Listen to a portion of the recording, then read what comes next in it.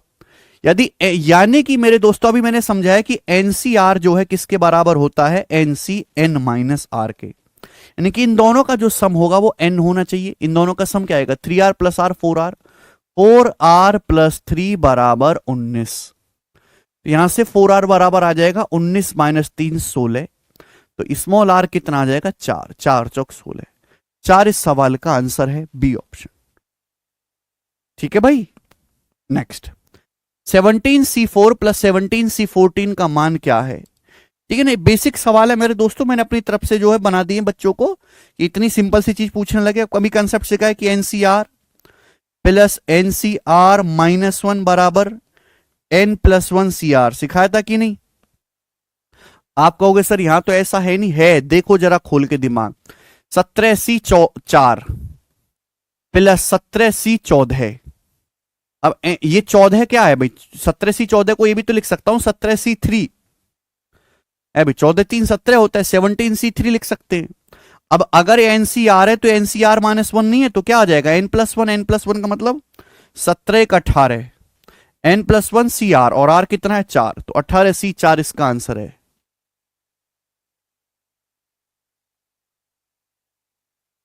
ठीक है भाई, अब बोलोगे सर बहुत बढ़िया। अब यहां से प्रॉपर सवाल शुरू होने कॉम्बिनेशन के। इन how many veg 5 student can be selected out of 9 students, 9 students में से 5 स्टूडेंट कितने वेज से सिलेक्ट किए जा सकते हैं, नॉट अरेंज नहीं करना, सिलेक्ट किए जा सकते हैं। तो 9 में से 5 स्टूडेंट कितने तरीके से सिलेक्ट किए जा सकते हैं, 9C5। अब 9C5 हो गया। अब 9C5 को आप ऐसे भी लिख सकते हो 9C4, 5 4 9, और 9C4 कैलकुलेट करने का तरीका क्या है, 9 8 7 6, भाई नीचे 4 है तो 4 तक रिवर्स जाना है, फिर नीचे 4 3 2 1। ठीक है भाई, तो यहां पे 4 दूनी 8 से आपका 8 कट जाएगा और 3 से 6 2 बार कट जाएगा, तो 9 सत्ते 63 दूनी 126, 126 इस सवाल का आंसर होगा, बी ऑप्शन 126। बोले हाँ, आप बोलोगे जी एक पार्टी में 12 लोग हैं, यदि उनमें से प्रत्येक एक दूसरे से हाथ मिलाते हैं तो पार्टी में कितने हाथ मिलते हैं। पार्टी में 12 लोग हैं मेरे प्यारे भाई, अब हाथ मिलाने के लिए कितने लोगों की जरूरत है, 2 लोग। हर 2 लोगों को आपस में कॉम्बिनेशन बना वो हाथ मिलाएंगे। ठीक है भाई, काफी कुछ मिला सकते हैं लेकिन हाथ मिलाने के लिए 2 लोगों की जरूरत है। मतलब इनडायरेक्टली वे में सवाल ये है कि 12 लोगों पार्टी में है तो 12 में से 2-2 लोगों के कितने ग्रुप बनाए जा सकते हैं। बस पार्टी में अगर 12 लोग हैं तो 2-2 लोगों के कितने ग्रुप बनाए जा सकते हैं, 12C2, 2 लोगों का ग्रुप हाथ मिलाएगा आपस में, तो 12 × 11/2, ये तो हो जाएगा मेरे दोस्तों 2 छिक्का 12 यानी कि 66 सवाल का आंसर हो जाएगा, सी ऑप्शन। ये बताएंगे एक पार्टी में 11 लोग हैं, यदि उनमें से हर एक आदमी एक दूसरे से गले मिलते हैं तो कितनी बार गले मिलेंगे। गले मिलने के लिए 2 व्यक्तियों की जरूरत है, ठीक है ना, सब एक दूसरे को झप्पी नहीं पाते, गले मिलते हैं, सोफिस्टिकेटेड है, पार्टी है, महंगी शराब चल रही वहां पे, तो पार्टी में 11 लोग हैं मेरे दोस्तों, 2 लोग गले मिलते हैं, तो यानी कि 2-2 लोगों के कितने कॉम्बिनेशन बन सकते हैं, 11C2, बस लैंग्वेज को पकड़ना है, 11 गुणा 10 बटे 2 गुणा 1, ये आ जाएगा मेरे दोस्तों, कितना आ जाएगा ये 55। B option answer. आगे चलेंगे। एक पार्टी के समापन पर कुल 28 बार हाथ मिलाने का आदान प्रदान हुआ। यह मानते हो कि प्रत्येक प्रतिभागी अन्य सभी के प्रति समान रूप से विनम्र था, कोई भी एटीट्यूड में नहीं है, हर आदमी हर से हाथ मिला रहा है। उपस्थित लोगों की संख्या कितनी है? अगर पार्टी में n लोग उपस्थित हैं तो n में से हर दो दो आदमी मिलकर हाथ मिलाएंगे तो हाथ कितने मिलेंगे? nc2। दो दो लोगों कितने कॉम्बिनेशन बनेंगे? n लोगों में से nc2, ये 28। अब यहां से सॉल्व करना, मैं सॉल्व तो करूंगा नहीं, मैं तो ऑप्शन से उठाऊंगा। 14 गुणा 13 बटे 2, 7 गुणा 6 बटे 2, 9 गुणा 8 बटे 2, ये 8 है। D option. अगर मैं यहां पे n की जगह 8 लूंगा मेरे प्यारे भाई, 8 8c2 क्या हो जाएगा? या n की जगह मैं 8 लूंगा तो 8c2 क्या आ जाएगा? 8 गुणा 7 बटे 2 एकम 2 1 आ जाएगा ना 28। 56 बटे 2 सेटिस्फाई करेगा, यानी कि कितने हो जाएंगे? 8 लोग। समझ में? आप बोलोगे हाँ जी सर बिल्कुल सही, कोई प्रॉब्लम नहीं है। नए साल के दिन कक्षा का प्रत्येक छात्र दूसरे छात्र को कार्ड भेजता है। डाकिया 600 कार्ड डिलीवर करता है तो आपसे पूछा क्लास में कितने स्टूडेंट हैं। जैसे आप ये मान के चलो कि क्लास में n स्टूडेंट है, तो जैसे मैं ये मान के चलो क्लास के 5 स्टूडेंट है, 1 2 3 4 5, तो ये वाला स्टूडेंट जो है खुद को थोड़ा ना कार्ड भेजेगा, बाकी चारों को भेजेगा। तो अगर मेरे दोस्तों क्लास में 5 स्टूडेंट हैं तो हर स्टूडेंट कितने को कार्ड भेज रहा है? 4 स्टूडेंट्स को। हर स्टूडेंट 4 स्टूडेंट्स को कार्ड भेज रहा है। तो अगर क्लास में n स्टूडेंट्स है तो कार्ड्स कितने स्टूडेंट्स को भेजेगा? n-1 स्टूडेंट्स को। यानी कि हर स्टूडेंट्स जो है वो n-1 स्टूडेंट्स को कार्ड भेजेगा। टोटल n स्टूडेंट्स हैं तो n स्टूडेंट्स कितने कार्ड भेजेंगे टोटल मिला के? फिर n गुणा n-1, यही हो जाएगा कि नहीं? जैसे एग्जांपल के लिए समझो ना, जैसे 5 स्टूडेंट्स है, ये स्टूडेंट्स कार्ड भेज रहा है तो बाकी 4 को भेजेगा। तो n स्टूडेंट्स है वो कार्ड कितने स्टूडेंट को भेजेंगे? n-1 स्टूडेंट्स को। आप बोलोगे हाँ जी सर, तो n-1 स्टूडेंट्स को कार्ड भेजेगा हर स्टूडेंट्स। अगर n स्टूडेंट्स है तो कुल कितने कार्ड भेजे जाएंगे? n गुणा n-1 बराबर 600। आप मुझे खुद बताओ, यहां पे एक इक्वेशन बन गई और ऑप्शन से 25 सेटिस्फाई कर रहा है, ए ऑप्शन। n की जगह 25 और 25 माइनस 1 24, तो 25 गुणा 24 600 आ गया, बात खत्म। आगे चलेंगे। 52, how many chords can be drawn through 20 points on a circle. एक सर्कल पर 20 बिंदु से होकर कितनी जीवाएं खींची जा सकती हैं? जीवा क्या होता है भाई? अगर जैसे आपके पास एक सर्कल है, सर्कल पर आप ऐसे मान लो कि 20 पॉइंट है, ये 20 पॉइंट ये मान लिया मेरे दोस्तों, ठीक है ना। आई मीन 20 पॉइंट से कितनी जीवा खींची जा सकती है? ये सब जीवा होती है सर्कल के किन्हीं भी 2 पॉइंटों को मिलाने वाली लाइन। यानी कि अल्टीमेट सवाल ये भी बन सकता है कि 20 बिंदुओं से होकर जाने वाली कितनी रेखाएं पॉसिबल हैं। अगर 20 पॉइंट्स एक ही प्लेन में है, एक ही समतल में है, तो उनसे टोटल कितनी लाइंस खींची जा सकती है, सवाल है। देखो, एक लाइन खींचने के लिए मुझे 2 पॉइंट्स की जरूरत है। 2 पॉइंट्स को मिला दो मेरे प्यारे भाई, एक लाइन खिंच जाएगी। 2 पॉइंट्स को आप मिला दो मेरे दोस्तों, एक लाइन खिंच जाएगी। यानी कि मेरे हर 2 पॉइंट के कॉम्बिनेशन से एक लाइन ड्रॉ होगी। अगर आपके पास 20 पॉइंट है तो 20 पॉइंट्स में 2-2 पॉइंट के जितने कॉम्बिनेशन बनेंगे उतनी लाइन खींची जा सकती हैं। आप बोलोगे हाँ सर, यानी कि बहुत डिटेल में आपको गहराई में सोचना है कि एक लाइन खींचने के लिए 2 बिंदुओं की आवश्यकता होती है। 2 पॉइंट, हर 2 पॉइंट जो है एक लाइन में तो होते ही होते हैं, ठीक है भाई। तो अगर 20 पॉइंट्स में 2-2 पॉइंट के जितने कॉम्बिनेशन बनेंगे उतनी ही लाइन ड्रॉ खींची जा सकते, उतनी जीवाएं खींची जाएंगी सर्कल पर। तो आउट ऑफ 20 पॉइंट्स 2-2 पॉइंट के कितने कॉम्बिनेशन बनेंगे? 20c2, जो कि हो जाएगा 20 गुणा 19 बटे 2 गुणा 1, यानी कि मेरे दोस्तों 190 है। 190 खींची जा सकती है। बी ऑप्शन सवाल का आंसर है। सभी बच्चों को समझ में आया होगा। नेक्स्ट, एक प्लेन में 15 पॉइंट, एक समतल में 15 बिंदु हैं जिनमें से कोई भी 3 जो है संरेख नहीं है। तो इन्हें मिलाने से बनने वाले त्रिभुजों की संख्या ज्ञात करें। बहुत बढ़िया सवाल। देखिए, अगर कोई 3 पॉइंट एक ही लाइन में हो जाएंगे तो इनसे कोई ट्रायंगल बनेगा? कोई ट्रायंगल नहीं बन पाएगा। इनसे तो एक स्ट्रेट लाइन बनेगी। अगर हमें ट्रायंगल बनाना है तो तीनों पॉइंट अलग अलग होने चाहिए, कोलिनियर नहीं होने चाहिए। ट्रायंगल तभी बनेगा जब तीनों पॉइंट्स कोलिनियर ना हो। देखिए दो पॉइंट तो हमेशा कोलिनियर सररेख होते हैं। कोई भी 2 पॉइंट उठा लो वो एक लाइन में तो होंगे ही होंगे, लेकिन तीसरा पॉइंट इस लाइन पर नहीं होना चाहिए, कहीं और होना चाहिए तो ट्रायंगल बनेगा। तो आपके पास टोटल 15 पॉइंट है। इनमें से कोई भी 3 पॉइंट ऐसे नहीं है जो एक लाइन में आ रहे हों, यानी कि सारे 15 पॉइंट इधर उधर छितरे पड़े हैं। तो आपसे पूछा इन्हें मिलाने वाले त्रिभुजों की संख्या। देखिए त्रिभुज कब बनेगा? 3 पॉइंट के कॉम्बिनेशन से, 3 नॉन कोलिनियर, 3 असंरेखीय बिंदु, 3 अलग अलग पॉइंट जो एक लाइन में ना आते हो, उनके कॉम्बिनेशन से, हर 3 पॉइंट के कॉम्बिनेशन से एक ट्रायंगल बनेगा। अगर मेरे पास टोटल 15 पॉइंट हैं तो बस मुझे यह काउंट करना है कि इन 15 पॉइंट्स में 3-3 पॉइंट्स के कितने कॉम्बिनेशन होंगे। इन 15 पॉइंट्स में 3-3 पॉइंट्स के कितने कॉम्बिनेशन बनेंगे, बस मुझे यह काउंट करना है। उतने ही आपके ट्रायंगल होंगे। 15C3, तो 15C3 का मतलब क्या होता है मेरे दोस्तों? 15 गुणा 14 गुणा 13 बटे 3 गुणा 2 गुणा 1। तो 3 पंजे 15 और ये 2 सत्ते 14, तो 13 सत्ते 91, 91 की 5 में गुणा करेंगे तो 455, 455 इस सवाल का आंसर है। बी ऑप्शन एकदम सही है, बी ऑप्शन। ठीक है भाई, आगे चलेंगे। एक सतह पर 10 बिंदु हैं, बहुत बढ़िया, जिनमें से 4 कोलिनियर हैं। अच्छा जी, 4 कोलिनियर हैं। इन बिंदुओं से कितने त्रिभुज बनेंगे? ठीक है ना, इनमें से कितने बिंदु बनेंगे? मतलब आपके पास 10 पॉइंट हैं, 4 कोलिनियर हैं मेरे दोस्तों। ऐसे 1 2 3 4, ये चारों एक ही लाइन में, बाकी जो है वो 6 अलग अलग है ना, 1 2 3 4 5 6, इस तरीके से सब अलग अलग हैं बाकी। ठीक है जी, बाकी कोई भी यहां पर कोलिनियर नहीं है। ठीक है भाई, सब अलग अलग हैं।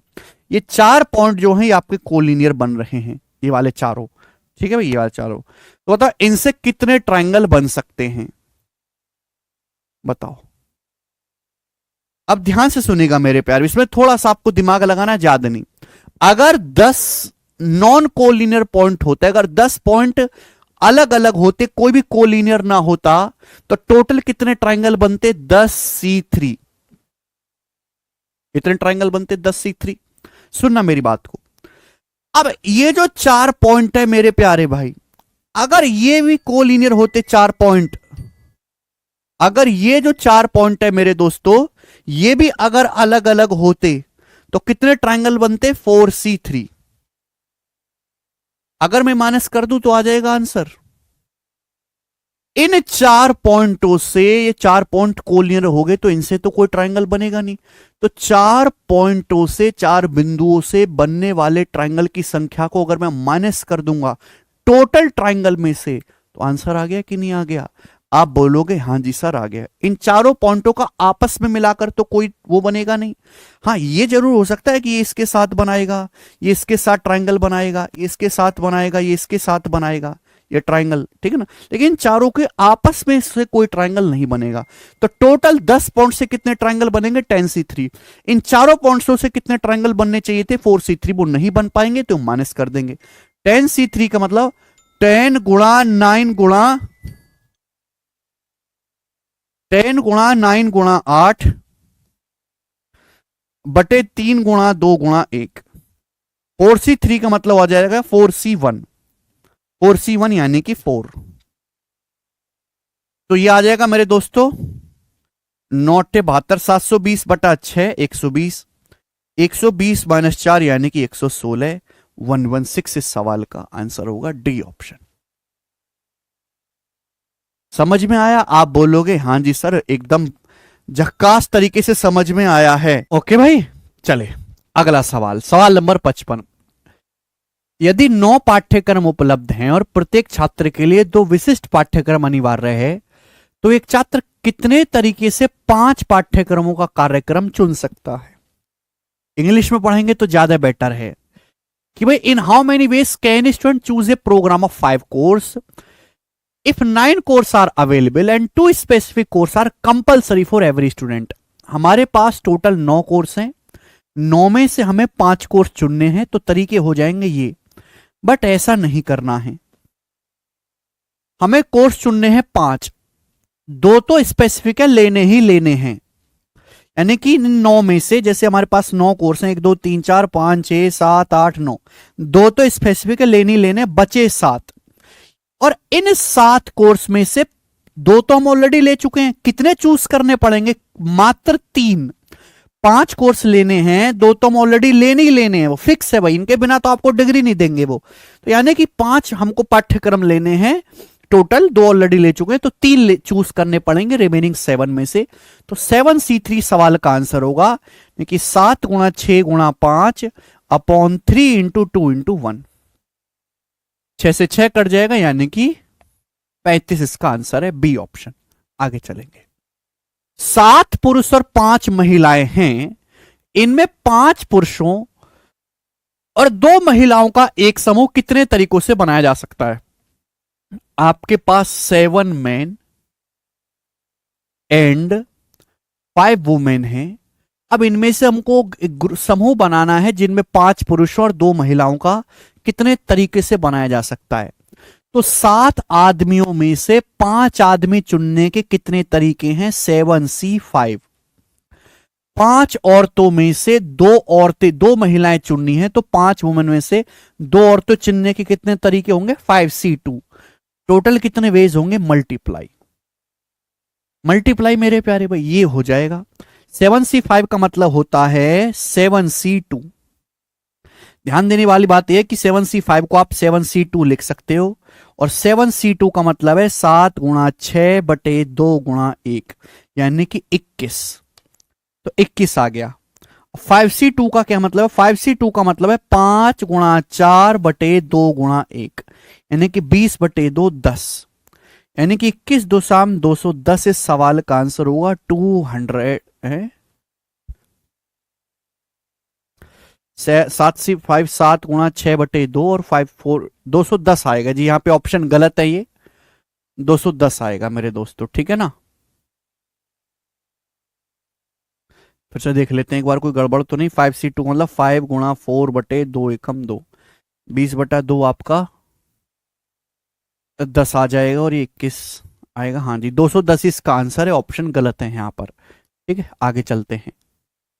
इन how many ways can one select A cricket team of 11 from 17 players in which only 5% can ball if each cricket team of 11 must include exactly 4 bowler? ये बहुत अच्छा सवाल है।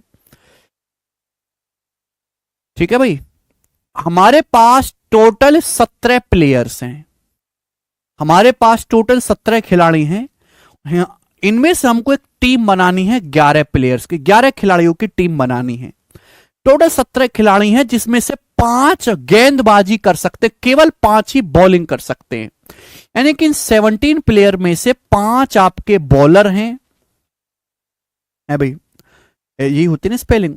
यानी कि और बाकी के 12 बैट्समैन हैं, बैट्समैन या ऑलराउंडर जो भी हैं, लेकिन बॉलर 5 है, बाकी के जो 12 हैं वो बैट्समैन हैं। हमें 11 खिलाड़ियों की टीम बनानी है, उसमें हर टीम में, प्रत्येक क्रिकेट टीम में ठीक 4 बॉलर होने चाहिए। यानी कि हमको एक ऐसी टीम बनानी है जिसमें 4 तो हों आपके बॉलर। टोटल खिलाड़ी होने चाहिए 11, तो यानी कि बैट्समैन कितने होने चाहिए? फिर 7 आपके बैट्समैन होने चाहिए। तो हमको ऐसी टीम बनानी है, बताओ कितने तरीकों से बनाई जा सकती है। यानी कि 5 बॉलर और 12 बैट्समैन में से हमको चूज करने हैं। एग्जैक्ट 4 बॉलर होने चाहिए और बाकी के फिर 7 बैट्समैन होने चाहिए। तो 5 बॉलर में से 4 बॉलर कितने तरीके से आप चूज कर सकते हो? 5C4 multiply. 12 बैट्समैन में से आपको चूज करने हैं 7 बैट्समैन, कितने तरीके से चूज कर सकते हैं? 12C7। अब 5C4 का मतलब है 5C1 और 5C1 का मतलब हो गया जी 5। अब 12C7 का मतलब है जी 12C5, 12 - 7 5 होता है। 12C5 का मतलब होता है जी 12C5 का मतलब होता है 12 की आप रिवर्स मल्टीप्लाई करो, 12 गुणा 11 गुणा 10 गुणा 9 गुणा 8, 5 तक। फिर आप 5 की रिवर्स मल्टीप्लाई करो 1 तक, 5 इंटू 4 इंटू 3 इंटू 2 इंटू 1, ये आएगा। अब 5 दूनी 10 से 10 कट जाएगा, 4 तिया 12 से 12 कट जाएगा। अब ये कितना आएगा मेरे दोस्तों, 9 72 पंजे 360 गुणा 11, यानी कि 3960। आंसर है 3960, पहला ऑप्शन करेक्ट है। 11 का मल्टीपल आएगा आंसर। ठीक है, तो देखो ये सवाल थोड़े कंपैरेटिवली इजी हो जाते हैं। ये बनाओ, the number of ways in which A team of 11 players can be selected from 22 players including 2 of them and excluding 4 of them. Including 2 of them and excluding 4 of them. बहुत बढ़िया सवाल है, ध्यान से सुनिएगा, बहुत बेहतरीन लॉजिकल सवाल है। बोला उन तरीकों की संख्या ज्ञात करो जिनमें 11 खिलाड़ी की एक टीम बनाई जा सकती है 22 खिलाड़ियों में से। आपके पास टोटल 22 खिलाड़ी हैं, 22 खिलाड़ी में से हमको टीम बनानी है 11 खिलाड़ियों की। अब इनमें 2 खिलाड़ी तो ऐसे हैं, 2 खिलाड़ी जो हमें लेने ही लेने हैं, 2 खिलाड़ी जो इंक्लूड करने ही करने हैं। और 22 में से मेरे दोस्तों 4 खिलाड़ी तो ऐसे जो कतई हमको नहीं लेने हैं, यानी कि 22 में से 6 का हिसाब तो ऑलरेडी हो चुका है, 22 में से 6 का हिसाब तो ऑलरेडी हो चुका है, बचे हैं 16 खिलाड़ी। 22 में से 6 घटाएंगे 16, मुझे इन 16 में से ही जो है अपना हिसाब किताब देखना है। मुझे टीम बनानी है 11 खिलाड़ियों की।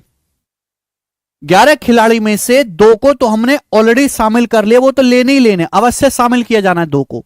11 में से हम 2 ऑलरेडी ले चुके हैं, तो बचे 9, यानी कि हमें इन 16 खिलाड़ियों में से 9 खिलाड़ियों को ही सिलेक्ट करना है। तो कितने तरीके हो जाएंगे, 16C9 ये वेज हो जाएंगे, कि 22 में से हम 2 तो ऑलरेडी ले चुके हैं, 9 ही खिलाड़ी अब हमको 2 तो लेने ही लेने हैं, 2 पर्टिकुलर खिलाड़ी हैं, विराट कोहली रोहित शर्मा लेने ही लेने हैं।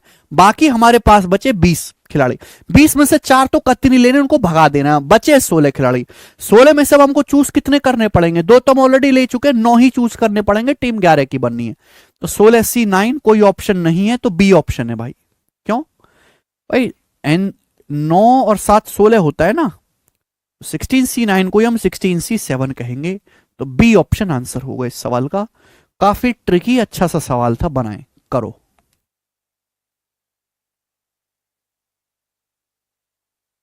इन ए टूरिंग क्रिकेट टीम, एक क्रिकेट टीम है जो टूर कर रही है, देर आर 16 प्लेयर्स, उनमें 16 प्लेयर हैं in all including 5 bowlers, 2 wicket keeper. How many ways team of 11 player from these can be chosen so as to include 3 bowler, 3 bowler हो और 1 विकेट कीपर हो। बहुत बेहतरीन सवाल तो नहीं कहूंगा मैं इसे। आपके पास कुल 16 खिलाड़ी हैं, 16 टोटल 16 प्लेयर हैं। अब इन 16 प्लेयर में से भाई साहब आपके पास 5 तो हैं बॉलर, 2 हैं बैट्समैन, सॉरी विकेट कीपर, 5 2 7, बचे 9, यानी कि 9 आपके होंगे फिर बैट्समैन है भाई, यही है ना।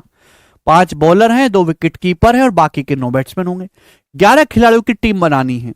अब उस टीम में 3 गेंदबाज होने चाहिए, 1 विकेट कीपर होना चाहिए, 3 गेंदबाज, so as to include 3 bowler and 1 wicket keeper. अब 5 बॉलर में से अपन को यहां पे कितने बॉलर लेने भाई, 3 बॉलर लेने हैं। तो कितने तरीके हो जाएंगे, 5C3। 1 विकेट कीपर लेना है, 2 विकेट कीपर में से अपन को 1 लेना है। तो बाकी जो 9 बैट्समैन है उसमें से कितने खिलाड़ी लेने पड़ेंगे, ये तो 3 और 1 4 ही खिलाड़ी चूज करे, हमें तो 11 खिलाड़ी चूज करने टोटल, तो 7 और लेने। लेकिन 9 बैट्समैन में से हमें 7 प्लेयर चूज करने पड़ेंगे, 9 में से 7, 9 में से कितने चूज करने पड़ेंगे हमको, 7 प्लेयर चूज करने पड़ेंगे, 9C7। ठीक है बच्चे, तो 5C3 का मतलब 5C2 आ जाएगा 20, 2C1 का मतलब 2, 9C7 का मतलब 9C2, यानी कि 9 गुणा 8 बटे 2 गुणा 1, यानी कि 36। तो 72 गुणा 20 1440। कुछ गड़बड़ है। 3 गेंदबाज, 1 विकेट कीपर, 3 और 1 4, बचा 7। 5 गुणा, हाँ सॉरी 10 आएगा ये। 5C3 मतलब 10 आएगा। 5C3 मतलब 5C2। तो 5 गुणा 4 बटे 2 गुणा 1 10 आएगा। तो 36 दूनी 72 दुसाम 720, 720 आ जाएगा मेरे दोस्तों। सवाल का आंसर सी ऑप्शन, एकदम टन टना टन टन। आगे चलेंगे, बनाओ 60।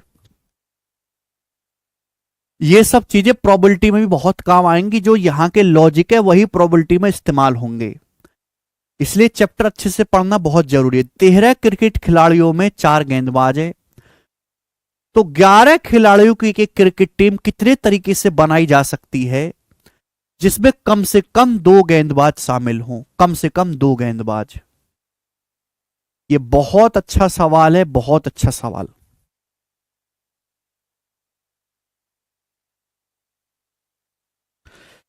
अगर यहां पे ये अगर कम से कम हटा देना तो सवाल में कोई दम नहीं बचता। ये सवाल पिछले सवालों की तरह हो जाएगा।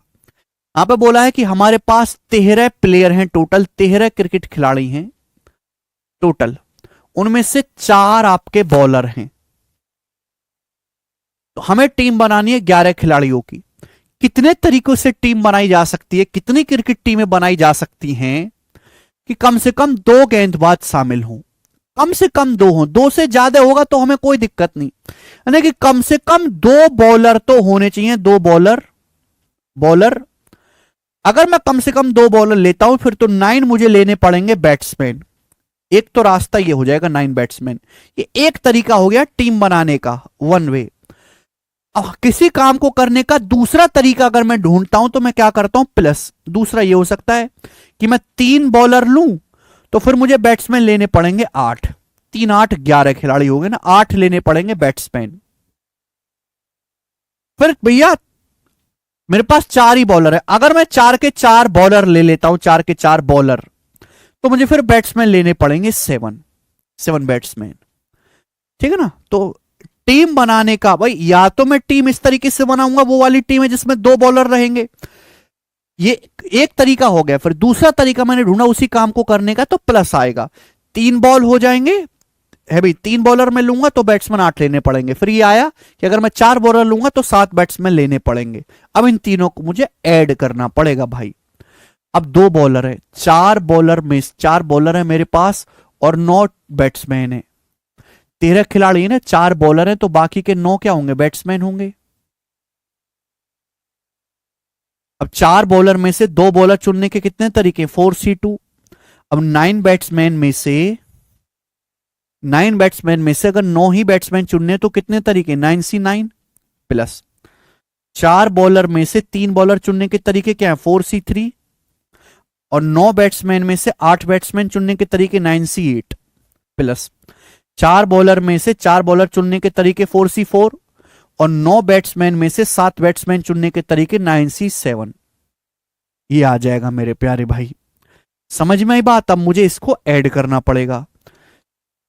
तो 4C2 का मतलब आ जाएगा 6, 4 3 6, और 9C9 का मतलब 1, यानी कि 6 आ गया।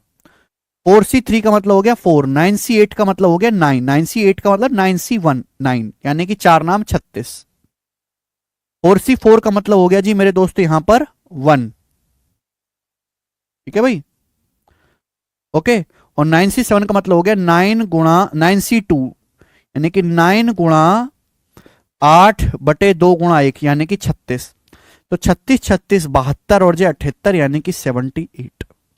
तो 78 वेज टीम बनाई जा सकती है। सी ऑप्शन सवाल का आंसर है, ऑप्शन नंबर सी। ठीक है भाई, क्वेश्चन नंबर 61। 52 कार्ड की एक ताश की गड्डी है, उसमें से 5 कार्ड संयोजनों की संख्या निर्धारित करें। यदि 5 कार्डों के प्रत्येक चैन में ठीक एक बादशाह हो, एग्जैक्ट 1 किंग हो। बताओ जी, आपके पास ताश की गड्डी है जिसमें 52 पत्ते हैं, हम उसमें से 5 कार्ड जो है निकालते हैं। 5 कार्ड के कॉम्बिनेशन आपको निकालने हैं और उन 5 कार्ड के कॉम्बिनेशन में से एग्जैक्टली एक किंग होना चाहिए। देखिए मेरे दोस्तों, अगर आपके पास 52 कार्ड्स हैं, 52 में से आप 5 कार्ड्स निकालते हो। अब देखो इन 52 कार्ड्स में से किंग कितने होते हैं? 4 किंग होते हैं। ईंट चिड़ी पान हुकुम, 4 किंग होते हैं मेरे प्यारे भाई। तो आप 52 यानी कि बचे कितने कार्ड? 48 कार्ड बचे।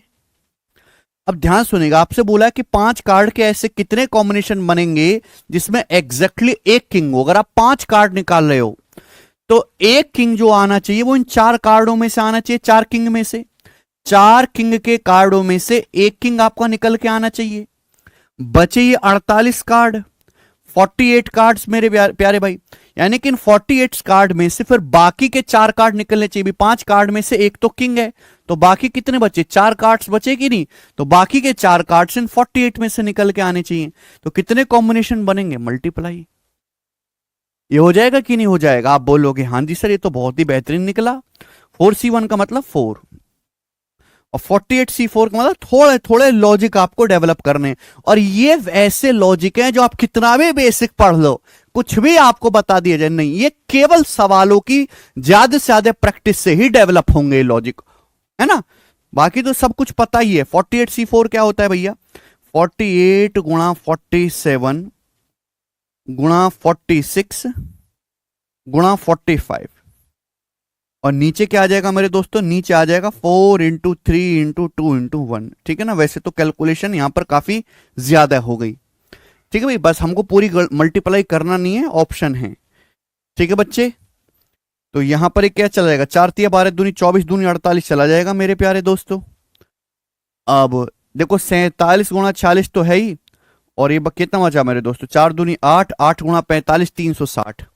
तो 360 गुणा 47 गुणा 46 पहला ऑप्शन आंसर हो गया, पहला ऑप्शन। ठीक है ना।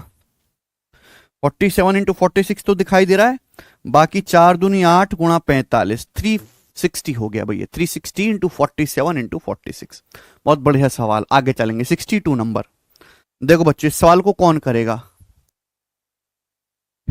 एक समूह में 4 गर्ल्स एंड 7 बॉयज हैं, तो 5 लोगों की एक टीम को कितने तरीके से चुना जा सकता है? अब 3 यहां पे आपसे सवाल पूछे हैं। ठीक है ना। तो आपके पास जो है स्टूडेंट्स 4 गर्ल्स एंड 7 बॉयज हैं। अब इनमें से 5 सदस्यों की एक टीम चुननी है।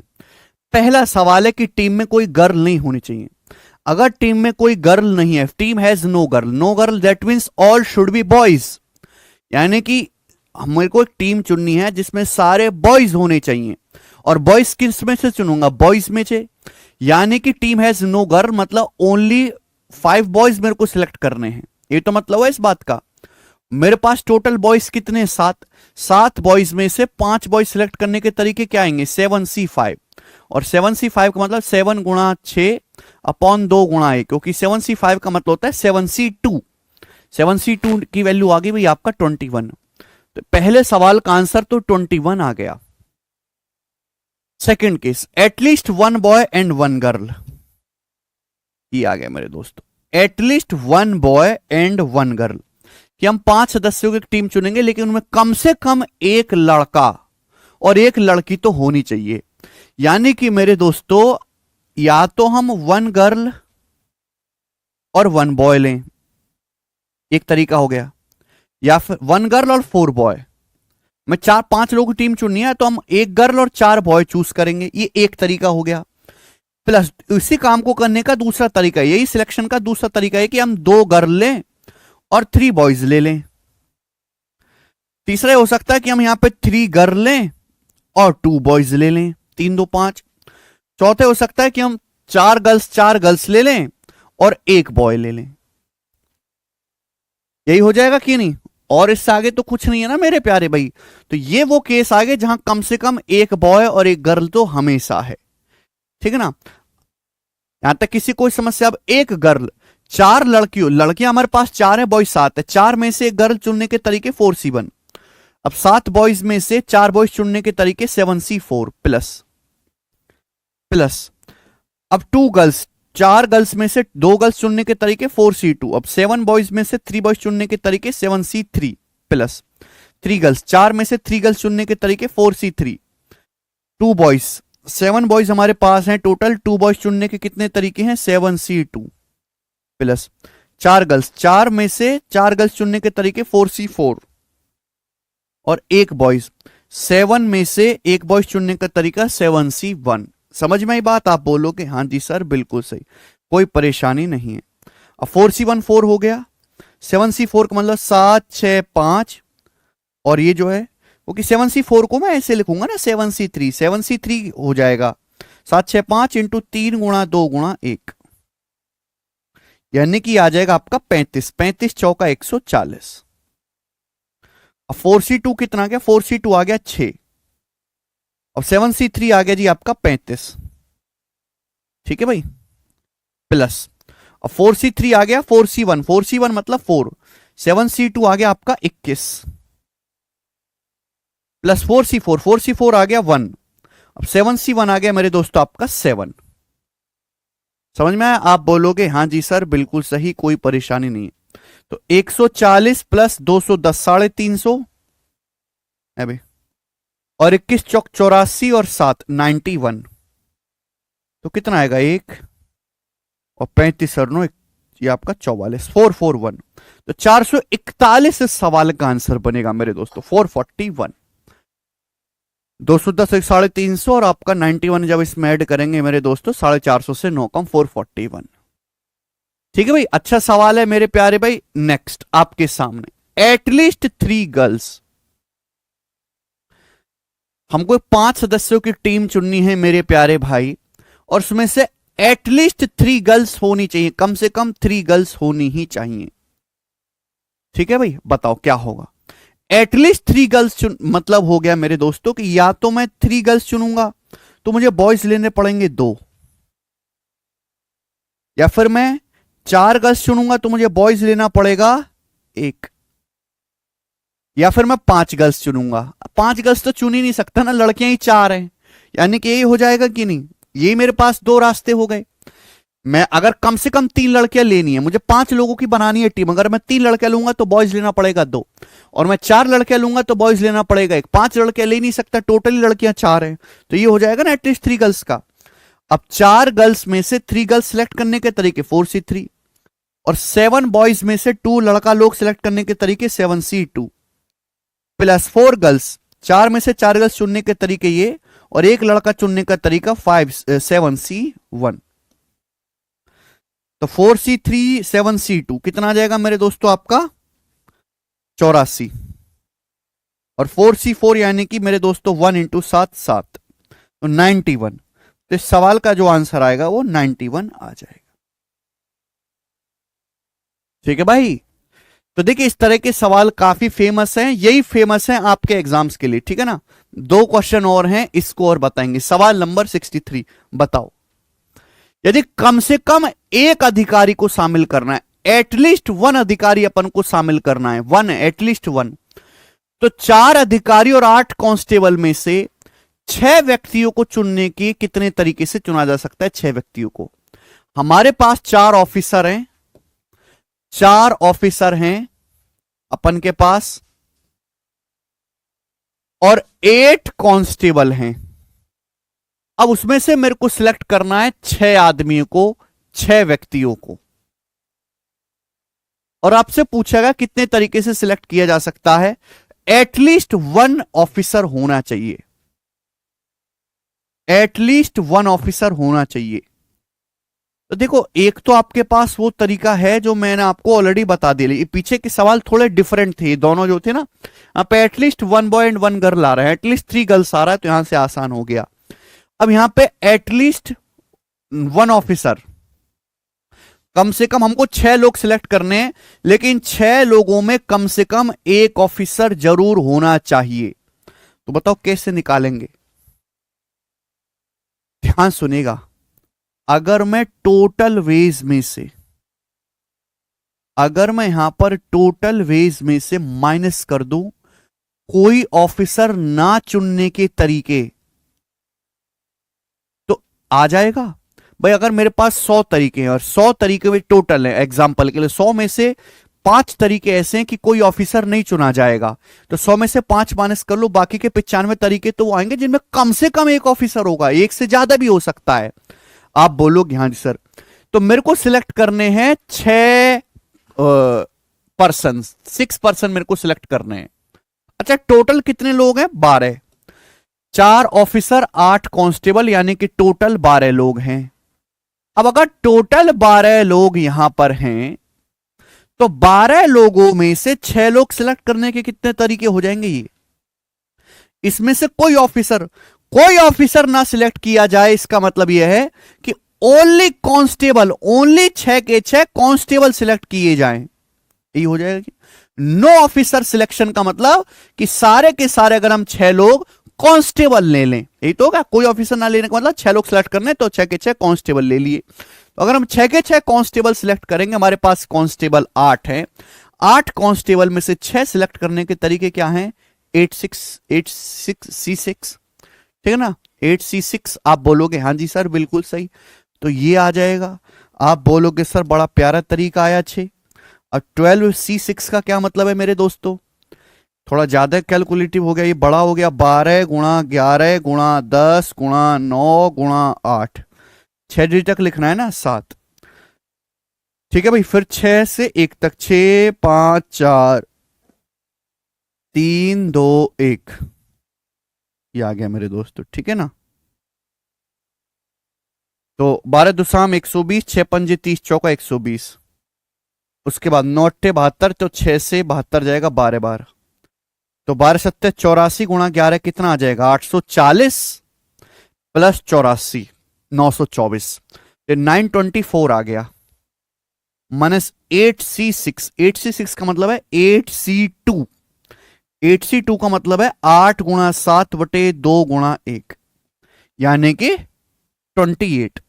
तो माइनस करेंगे 900, 900 से भी 4 माइनस करेंगे 896, तो 896 आना चाहिए। ये रहा, दिख रहा मेरे को सी ऑप्शन, खत्म।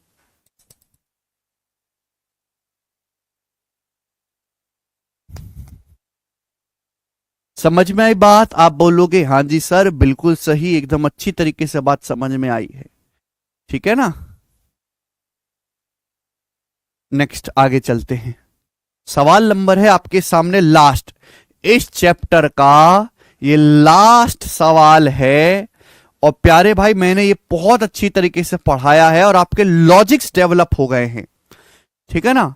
क्योंकि मैंने बहुत ज्यादा वैरायटी, हालांकि मैं ये नहीं दावा कर रहा कि सारे परमुटेशन कॉम्बिनेशन सब हो चुका है, इसके अलावा कुछ बचता नहीं है, कि परमुटेशन कॉम्बिनेशन बहुत वास्ट टॉपिक है जो कि 12th में है। 12th में जब आईआईटी की तैयारी के दौरान और बड़े एग्जाम्स की तैयारी के दौरान जब हम पढ़ते तो बहुत ही भयंकर सवाल बनते हैं, ठीक है ना?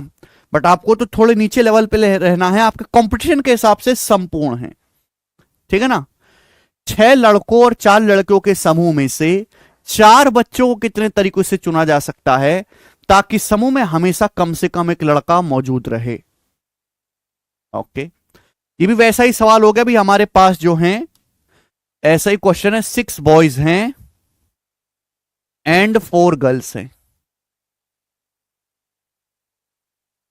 में से 4 बच्चों को कितने तरीके से चुना जा सकता है? 4 बच्चों को किसकी हमेशा कम से कम एक लड़का मौजूद रहे? एक लड़का, जवाब दो मेरे प्यारे। कम से कम एक लड़का मौजूद रहे, कैसे करेंगे? अब 6 बॉयज और 4 गर्ल्स में से हमको 4 बच्चों को चुनना है, तो आप मुझे बताओ टोटल सिलेक्शन के कितने तरीके? टोटल लोग हो गए यहां पे 10, टोटल स्टूडेंट हमारे पास 10 हैं, तो 10 में से 4 स्टूडेंट्स को चुनने के तरीके हैं ये। हमें यहां पर यह है कि एटलीस्ट 1 बॉय सिलेक्ट होना चाहिए, तो अगर टोटल में से माइनस कर दूंगा, एटलीस्ट 1 बॉय सिलेक्ट करना है, अगर टोटल सिलेक्शन के तरीकों में से मैं माइनस कर दूंगा कि कोई लड़का ना सिलेक्ट किया जाए तो आ जाएगा। और 9 बॉय का मतलब की सारी क्या ले ली जाए? गर्ल्स। ये 4 गर्ल्स ले ली जाए, हमको 4 बॉय 4 स्टूडेंट सिलेक्ट करने हैं ना, तो 9 बॉय का मतलब कि 4 गर्ल्स में से चारों की चारों गर्ल्स सिलेक्ट कर ली जाए, ये आ जाएगा आंसर। तो 10C4 का मतलब 10 गुणा 9 गुणा 8 गुणा 7, और नीचे 4 गुणा 3 गुणा 2 गुणा 1, 4 3 12 दूनी 24, 72 3 बार, यानी क्या आ जाएगा 210। और 4C4 मतलब 1 माइनस करेंगे तो 209, तो 209 इस सवाल का आंसर हो जाएगा, जो कि आपका बी ऑप्शन बनेगा। तो यही इसका आंसर है स्टूडेंट्स। मेरे को लगता है कि आपको ये बात अच्छी तरीके से समझ में आई है। एक धेले की आपको इसमें परेशानी नहीं है। ठीक है जी, चले।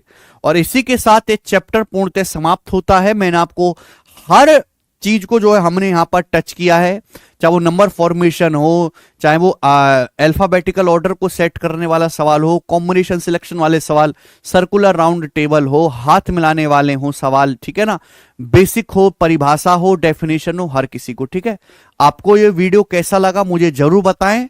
ठीक है भाई, और आपने इस वीडियो से कुछ सीखा है तो इसको जरूर अप्रिशिएट करें, अपने दोस्तों के साथ शेयर करें। ठीक है, चलिए, धन्यवाद भाई, बाय।